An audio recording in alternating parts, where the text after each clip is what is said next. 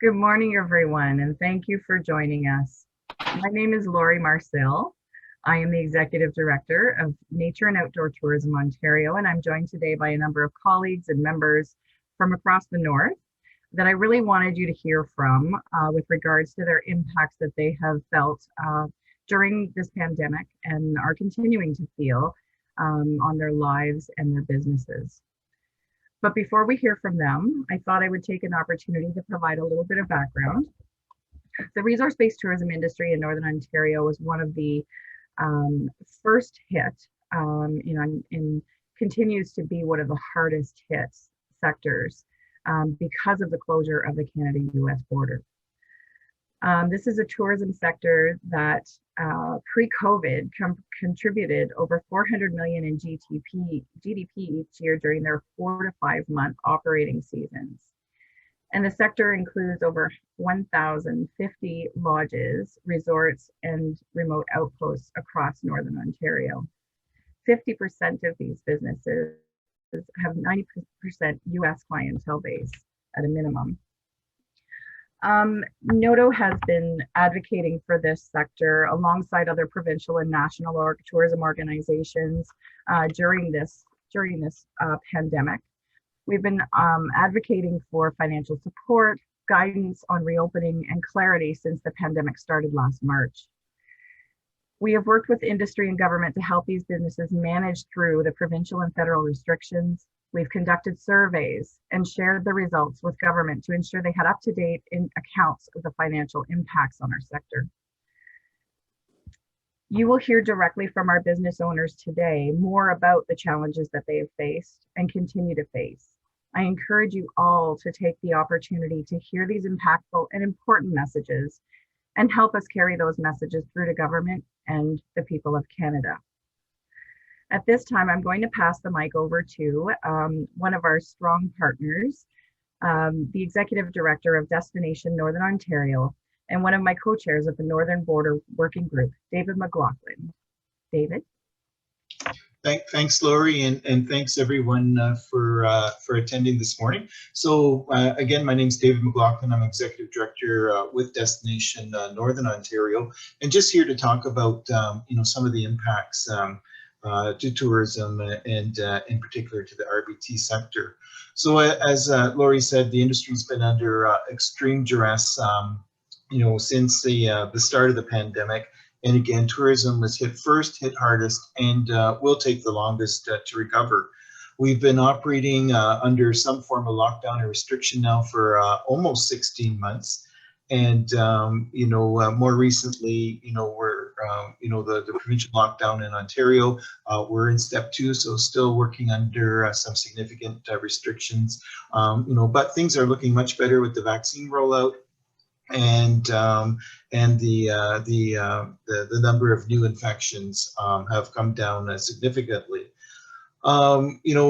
Having said that, the tourism sector in Northern Ontario is very diverse, and some of our sectors do have the possibility once we reopen of regaining some lost ground and actually having a strong summer and fall season, and those being campgrounds, parks, our touring sector, so motels, Airbnb, etc., along our highways, as well as cabin and cottage rentals. But some sectors continue to experience and face significant challenges. So in terms of Northern Ontario, that would be our urban hotel sector, festivals, events, meets, conventions, sports, anything that has a bit of a crowd attached to it. Certainly business travel, but really the resource-based tourism sector has been extremely impacted, and probably the most heavily impacted of all the tourism sectors here in Northern Ontario. So what is the resource-based tourism sector? So really we're talking about high-yield angling and hunting. And everyone should know that Northern Ontario is the preeminent destination worldwide for high-yield angling. We attract more high-yield anglers to our region than anywhere else on the planet. And why? That's proximity to market, price points, and it just means that we can welcome more people here.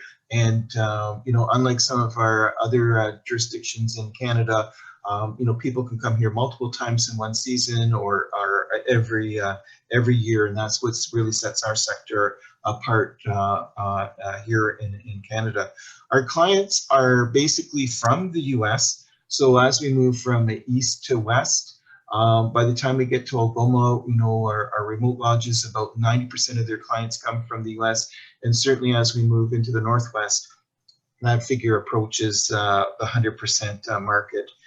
So it does. That's 1 million, Americans coming across the border to visit Northern Ontario, spending $500 million and contributing more than $150 million in taxes to 3 levels of government. And that again is really based on geography. Being close to to those cities in the U.S. Midwest and the Eastern Seaboard. It's also consumer demographic, and Northern Ontario has a strong tradition of this type of holiday in the U.S. market. And while there are signs that there's growing interest perhaps in the domestic market, there are traditional impediments for the sector in terms of that market, namely being, again, a distance, price point, and there's just not enough anglers in Ontario to replace, anglers coming from the U.S. We have a short season. The sector has a short season. We have about 3 months left to this season at this point. And, while programs have been helpful, we know from the research that we did, last winter, that 91% of the resource-based tourism sector, that they experienced a 91% revenue drop in the sector, and that goes as high as 97% in the Northwest. A lot of operators, again, from the research that we've done, have exasperated and used all of their personal resources, their business resources, and on average have taken on more than $100,000 worth of new debt. So this sector really is one that will rebound quickly, but to do that, the border needs to open. This sector will only things will only improve for the sector with an open border. And it's quite clear from everything that we've done that that is the key for this sector to continue. So that's having said that, I'll turn it back to you, Laurie. Great, thanks, David. Thank you very much. Those numbers are so impactful, really. Now I'd like to pass it over to Ryan. He's the executive, or he's the president of the Cape Kenora District Campaign.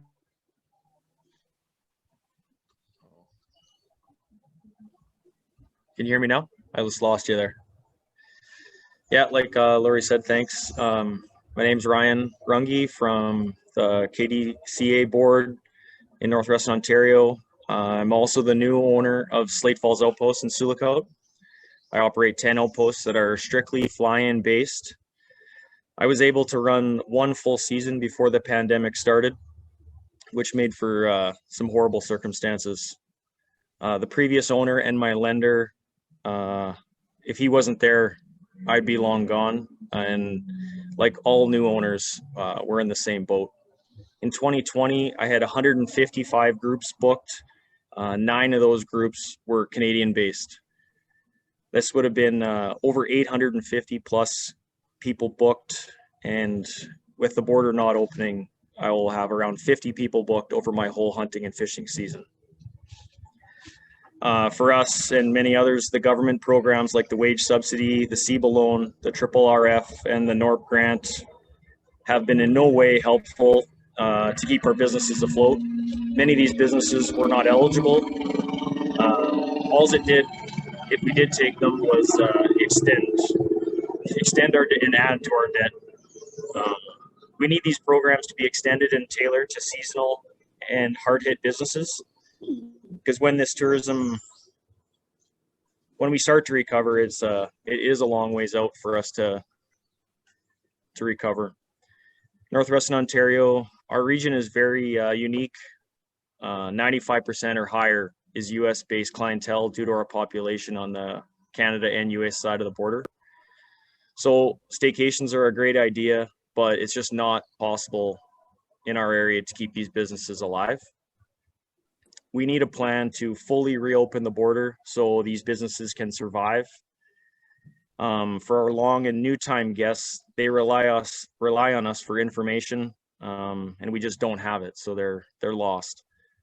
Canada needs these new tourism dollars that it brings, but more importantly, Northwestern Ontario needs tourism.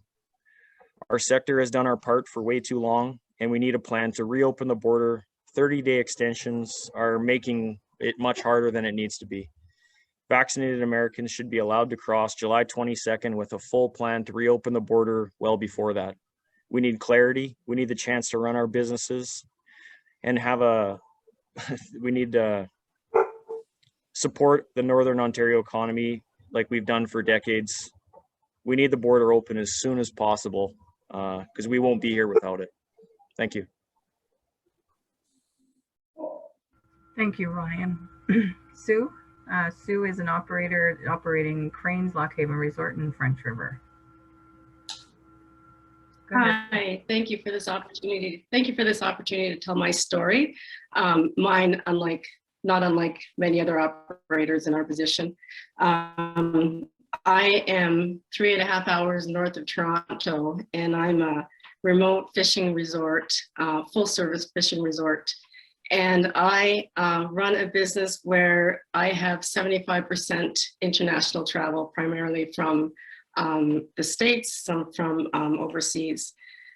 So for my July month, I was overly optimistic because I was hearing some numbers, 80-20, and I was thinking that maybe the border might open. So I hung on to my US bookings. And as a result, I've gone from 95% occupancy to 15%. To prepare for what I was hoping the border opening, I did contact my guests and told them that they would have to be vaccinated and asked if a test at the border would be an issue. And the general response was no. Whatever it takes to get to the lodge, we're willing to do. And now we're in the same position. The industry's in the same position where we don't know if the border is going to open for August. We're hoping it does. We're filled with American guests again, and hopefully it will open, because if it doesn't, again, we'll go down. Our numbers will be significantly net less and major revenue loss. And I just want to share a photo that I posted of a beautiful sunset. And I wanted to share with you some of the responses from my guests. Beautiful, hope we can make it this year. Don't make me sad. This is kind of cruel. Susan, that's a beautiful picture. Hope we can see it this year. Hope the borders open soon. Looking forward to seeing you guys. Beautiful. Hope they open the border soon. We can only hope to see that sunset again. I had a visual of after fish fry and everyone witnessing a beautiful sunset like that. Must we wait for the borders to open?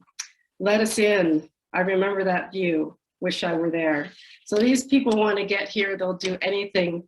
They'll do whatever we ask them to get here. So hopefully the borders will open on July 22nd so we can host some of these people. Thank you.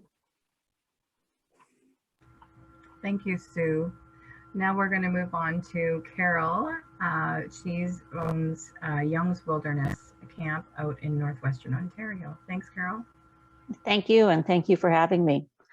As Laurie said, my name's Carol Annick. My husband and I have owned Young's Wilderness Camp for 30 years. It has been an incredible journey from 1991 to now.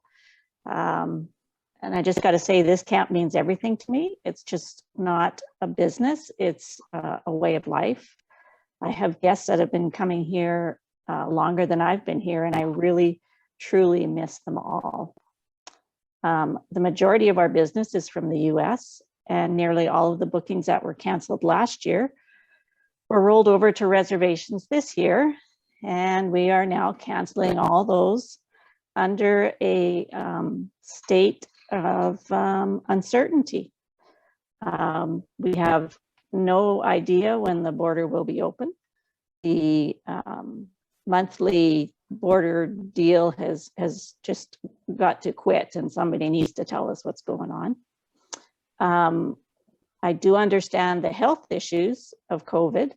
I have parents in their 90s, and I certainly didn't want them to have this and us not to have it. We feel that we have done everything that the government has asked of us. You know, we stayed home. We only went out for essentials. We didn't travel. I didn't see my dad or my mother-in-law for a year. We practiced social distancing. We got vaccinated, and now we wait. And honestly, the waiting is exhausting. Am I going to have any business this year? Do I hire staff or do I not hire staff? Am I going to be able to get the staff, since we're a seasonal business and half of my season is over by July the 21st? What do I tell my guests about their upcoming trip? And all this uncertainty and the lack of a long-term plan from the government makes me feel like I'm really dying a slow death. So I really feel it's time for the government to respect us and reward us for our commitment to them. Tourism in Northwest Ontario is vital to this area and the communities within it. I'm not asking the government to open the floodgates at the border, but I am asking them to allow Canada, or to allow people who are fully vaccinated to be allowed to come across into Canada to go fishing. And I do understand, or I guess I don't understand what makes a fully vaccinated traveler from another country any different than a Canadian person who is fully vaccinated. And I do understand what am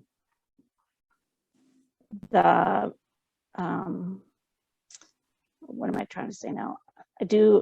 I know the government's answer to this will be the possibility of the Delta variant, but I also know that the vaccines that we are using seem to be beneficial in fighting this also. There are always going to be variants, and we must learn how to live with COVID. We can't live in a bubble forever. So I think we should start by letting some tourists from the US in. If the government extends the July 21st border closure, I would strongly encourage them to consider the proposal that the Northern Ontario Border Working Group has done. It is specific to Northern Ontario only. And under the proposal, it is requested that they allow land crossings for double vaccinated US guests that have bookings with a resort.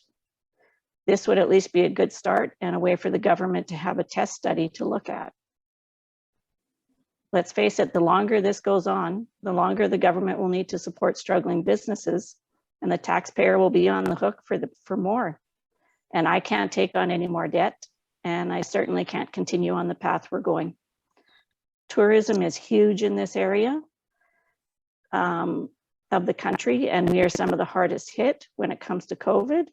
But I also know that it won't take long for my business to recover if you let my guests come in.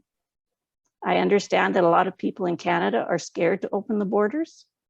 I get it, but I'm not asking them to open to just anyone, just fully vaccinated tourists that want to come to remote areas to fish. And we have to start somewhere. So thank you. Great, thanks, Carol. Very well said. Now we'll move to Jackie. Jackie is owner-operator of Anderson's Lodge in Silico. Jackie? Thank you very much, Laurie, and thank you for the opportunity to speak to this issue this morning. As Laurie said, I'm a co-owner operator of Anderson's Lodge in Sioux Lookout, Ontario. I have owned this business for over 17 years, have worked in it for 33 years, and the lodge has been in existence for over 75 years. Contrary to what government thinks will work in helping restore our economy in Northwestern Ontario, the Canadian and domestic marketplace will not fill that void, as previously mentioned. This has been a traditional American marketplace for our resource-based product for well over 80 years or more. Anderson's Lodge in Sioux Lookout has been a strong entity to our community here in Sioux Lookout, contributing to the economy in a substantial way. 15 years ago, and to this day, we expanded our marketing into the Canadian marketplace. Not putting all of our eggs in one basket was the idea. So our marketing campaigns included advertising in Canadian magazines, purchasing a full page ad in the Ontario fishing regulations, attending the Toronto Sportsman Show, hosting television shows during our operating months so as to air during the winter months when people are planning their vacations. Pre-pandemic, we were running a 97% occupancy rate, and still 95% of our customers, after over 15 years of marketing to Canadians, are 95% of our customers were American. Some of them returning for 25, 30 years, as most resorts in Northwestern Ontario experience. Only 5% were Canadian. So based on sheer numbers alone, our traditional marketplace in the US, which encompasses probably a majority of Midwest and border states, have a population base of over 200 million people to draw from. And businesses in Northwestern Ontario have worked hard over the years to make this happen and fill their camps, versus the 33 million people that we're marketing to in the whole country of Canada. The impact of government policy during the pandemic has been devastating on small businesses and the economy in Northwestern Ontario. The border must open now to salvage what is left of seasonal businesses, and if it doesn't, our economies and mere existence will disappear.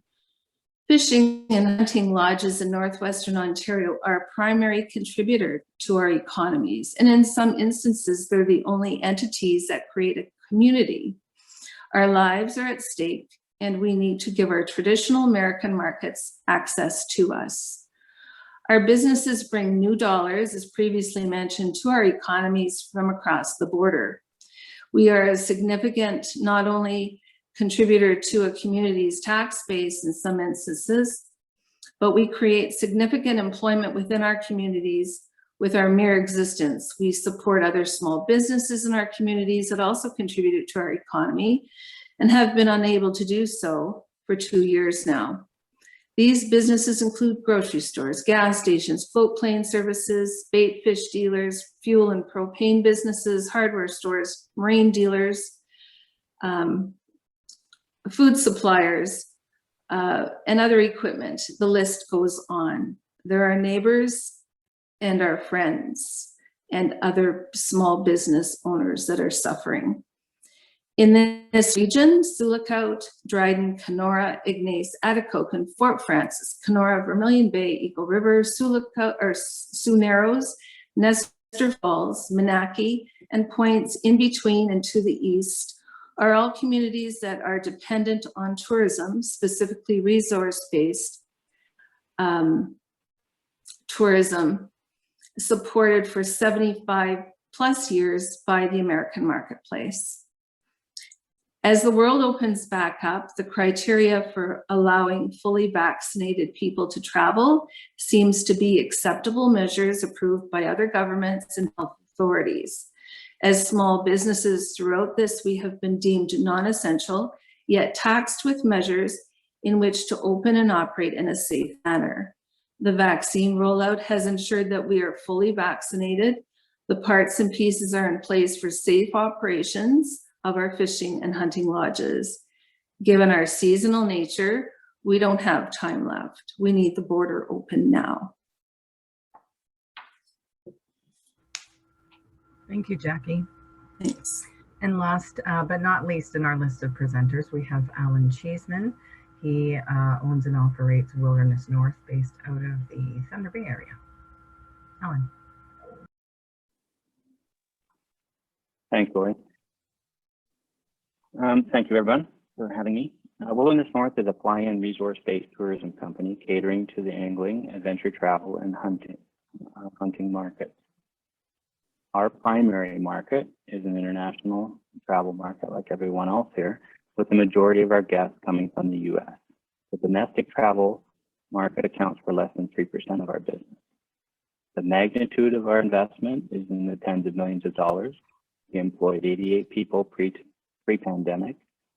We have taken a significant debt load and pivoted with our core competencies to provide essential workers accommodation to survive. Like the hundreds of other tourism businesses in Northwestern Ontario, promoting staycations is welcome, but not a recovery solution for us. We need the border open this summer to survive until next year. The industry needs government assistance to recover and grow. We have implemented procedures to operate safely. Remote resource-based tourism is inherently COVID-resilient travel choice for all. We can safely accommodate essential workers as well as fully vaccinated American travelers. The border must open soon. We must salvage some of this season's business. To effectively accomplish this, our businesses and guests require as much notice as possible. Our message, open the border this summer, took fully vaccinated Americans to start. Thank you.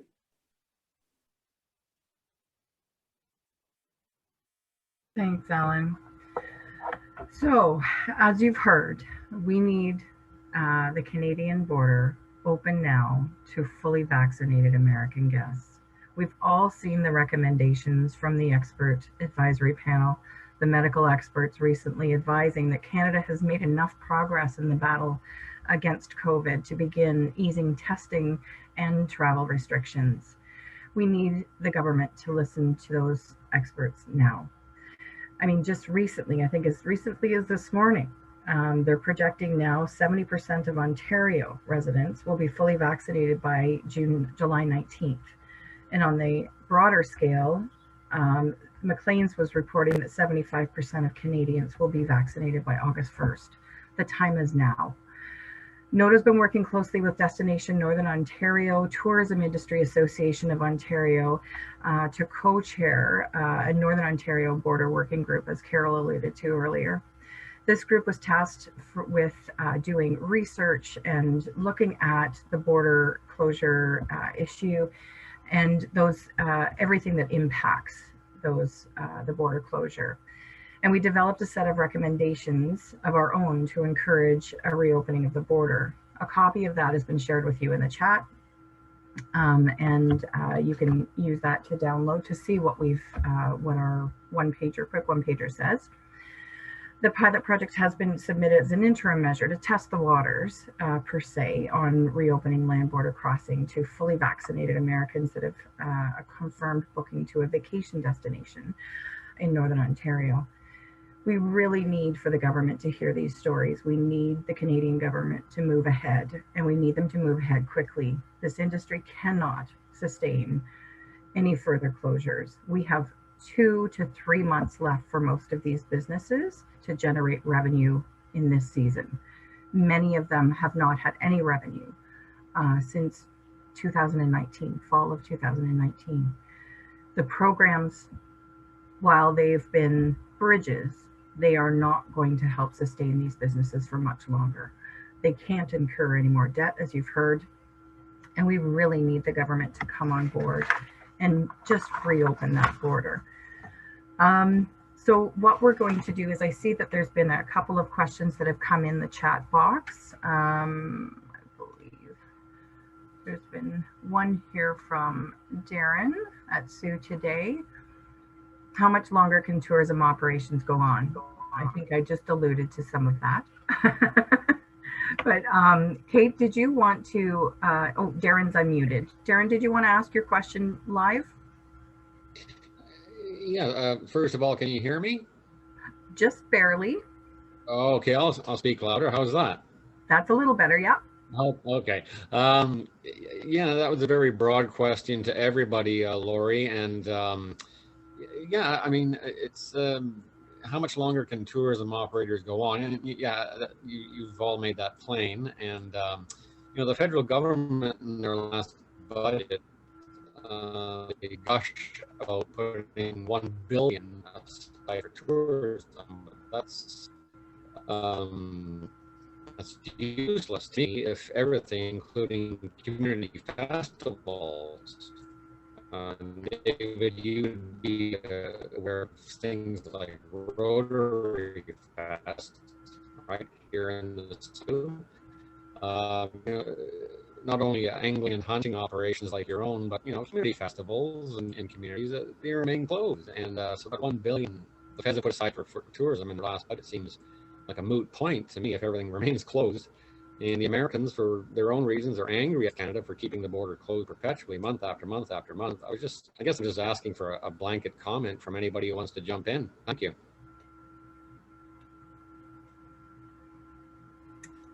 Okay. I don't know if that was my internet or yours. Let's see. So how about we go with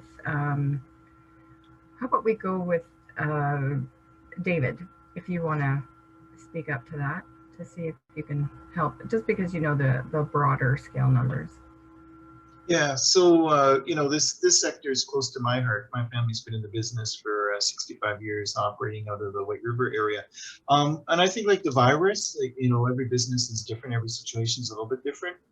But I think at this point, everyone's pretty much used up all their own internal resources, and just need to get on with it.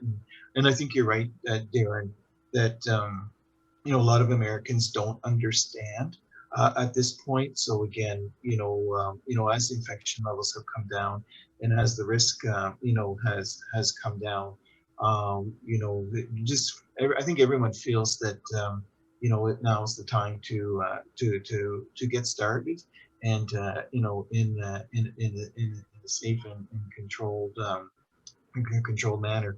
And the infection rate in both countries, so I think Canada's sitting at about 13 new infections per 100,000 people every 7 days. The US is a little higher. I believe the last figure I saw was 24, but both are well within the EU and WHO guidelines for an open border, which is less than 40. And it's and it's hard for us, I think, from this side when we look across at what's happening. Even here across the river, things are opened wide up in the US. Airlines are back to full schedule. People are, hotels are in businesses booming, and the infection rate has stayed relatively low. So I think what we're asking for is, again, not just an automatic extension of these border closures, but let's take a really good look and let's put some effort behind opening it, as opposed to just putting the decision off and off and off. That's not helping anyone. Not sure if I answered your question, but just some ramblings. Well, that's good. Thank you, David. I appreciate it. Thank you very much indeed, sir. Great. Do we have any other questions? Or Kate, do you have an order in the background here on who's next? I didn't make a list, but I see that Jennifer added a question into the chat. I'm not sure if she wants to ask it live or if she just wants me to read it, though. No, I can ask it live. I just wanted to know, Laurie, I understand this is northern or western northern Ontario, but are other places like, closer to North Bay, Poisson, all those other regions, are they experiencing the same thing, or are they not as hard hit because they're not as close to the border? I would say that, we have Sue here from French River, so definitely it depends on your product, I think, a lot of it, as well as your location. But Sue, I'm going to let Sue handle this one because she is an operator in northeastern Ontario. And as she mentioned, she has a very high number of US client base. So Sue? Yeah, I'd be happy to answer that.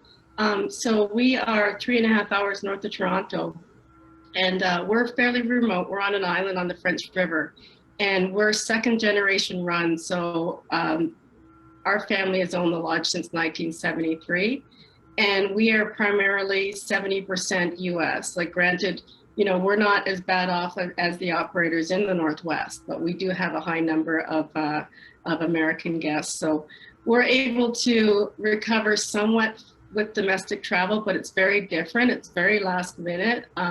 It's more like 2, 3, 4 night stays.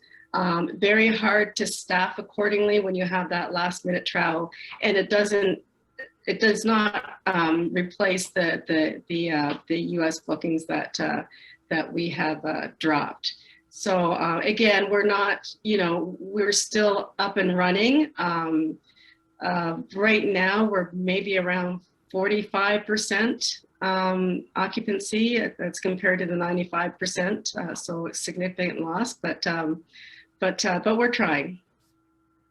That's great, Sue. And I would just like to say too that, the Algoma district is very, very dependent on the U.S. clientele base as well. They may not have that 95%, but right across Northern Ontario, the resource-based tourism product is angling and hunting predominantly. And as David mentioned earlier in his stats from Destination Northern Ontario, I mean, we are the preeminent destination for U.S. anglers. So it's about the product, and it's also about the geography. So I hope that helps, Jennifer. And is there someone that's next? Kate? Okay. So I received a question from Radio Canada in Sudbury. They would like to hear from Sue. Since seasonal businesses in your area were heavily impacted by fires in 2018 and then floods in 2019, this would be your 4th consecutive season operating in non-ideal conditions. So could you characterize the kind of toll this takes on you? Yes, absolutely. That's correct. This is the 4th disaster. So again, a little bit every year. The flooding, we've lost a month in the season. The fires, fortunately, where we were, the fires, we weren't impacted, but other lodges more west of the highway were impacted. So yeah, it's just one disaster after the other. We're just hoping we're hoping that we can finish strong this season and have a great season next year, is all we can hope for.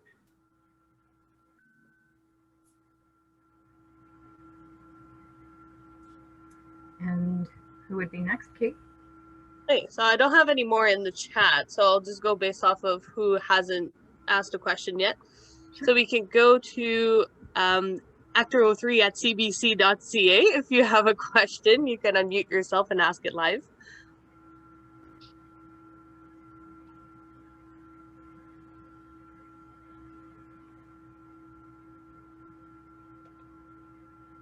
Oh, can we unmute them for them, maybe?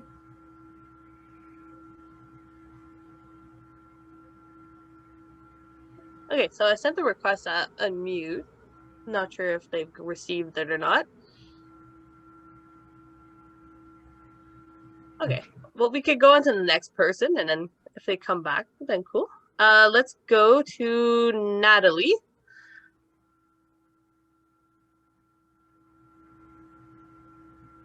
Natalie at the Fort Francis time, if you have a question, feel free to unmute yourself and ask it live.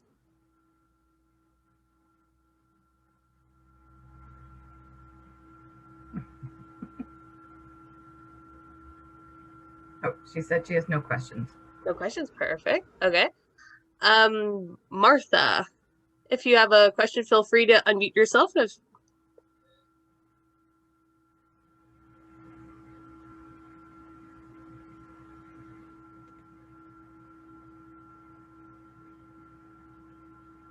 Okay, so I hear nothing from Martha.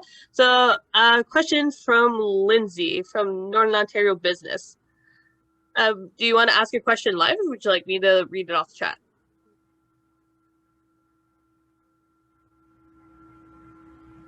Reading is fine. Okay. So Laurie, I think you mentioned earlier about some recommendations that represent what people in the industry are looking for. Can we access these somewhere, or would someone care to provide a few more details about what those entail? For sure.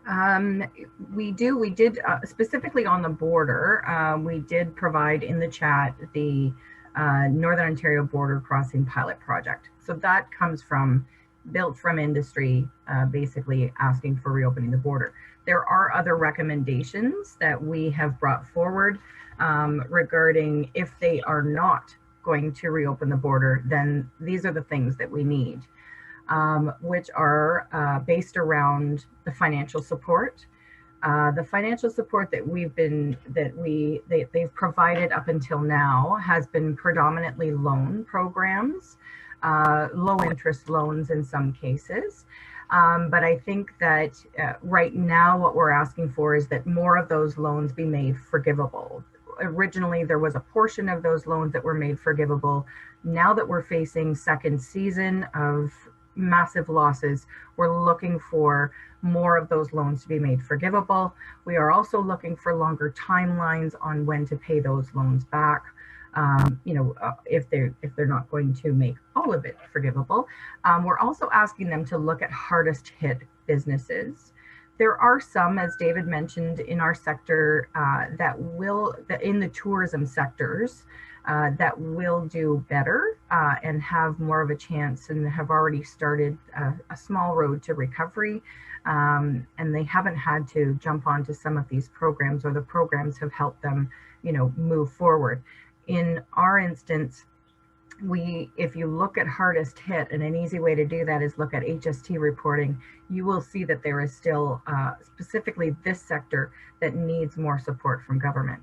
So if they are going to create any new programs, we're asking for non-repayable programs. We can't incur any more debt. The industry just can't sustain it. So those are some of the key things.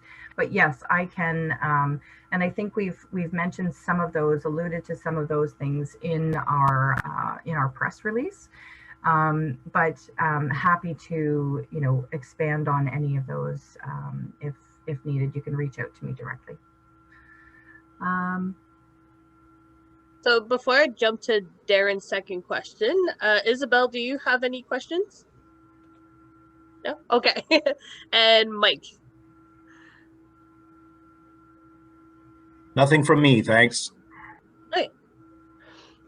So Darren's second question asks, is there a formal request going to the federal government to open up the border on behalf of you all?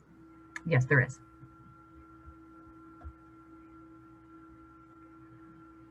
Good, thank you. You're welcome. So if any of you within the media are interested in doing any one-on-one interviews, I know that our operators will be happy to discuss, to catch up with you. If you just want to either email myself, Laurie, Laurie @noto.net, or Kate, Kate @noto.net, we will set things up for you. And please, I encourage all of you to share those messages that you've heard today. And we're here to answer any further questions that you may have. Thank you all very much for joining us today. Very much appreciative of your presence. And yeah, let's hope that the government will listen and we will get our American friends back. We've got some work to do. Thank you.